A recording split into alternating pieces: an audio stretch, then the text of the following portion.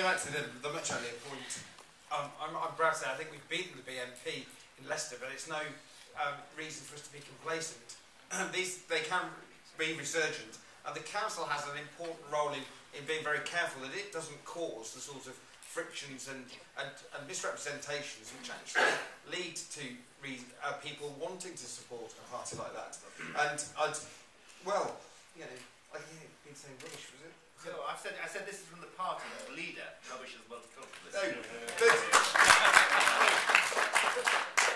right. Well, I've sat on some of the committees, and actually we've been more robust about some of the things where we've actually seen funding going forward for community groups, which comes with no conditions attached, and it just seems to be being given out on favour to certain groups. Now that is the sort of thing that the council does, which then causes friction between communities. There isn't actual friction between the communities themselves, but there's friction about how they see different communities being handled in the council.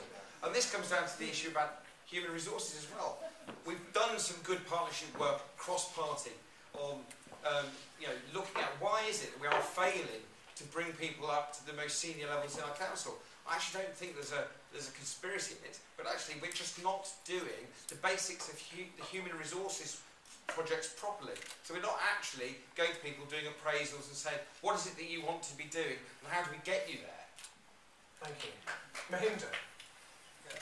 Possibly many of you know that I have spent 48 years here in Leicester fighting against racism and discrimination. I wanted equality to the people, equality on the basis of sex, race, colour, creed, and I'll keep fighting that. I believe that, strongly believe that people are the real wealth of a country. The people, those who are coming to the city, they should be welcomed, and also arrangements should be made for their accommodation and other facilities according to their needs. We need to invest in that. We should welcome them. We shouldn't go back to the history when there were newspapers, advertisement, Uganda Nation, Kenyan Nation, don't come to the city, we are overcrowded. I remember that once we were hated when we came over here in 1960 onwards. People were saying, the press, even sorry about Leicester Mercury, they were saying, oh, smell is coming from, curry smell is coming from the Asian Indians. I'm glad to say that the same curry is now luxury of the people of Leicester. That is what I want to see.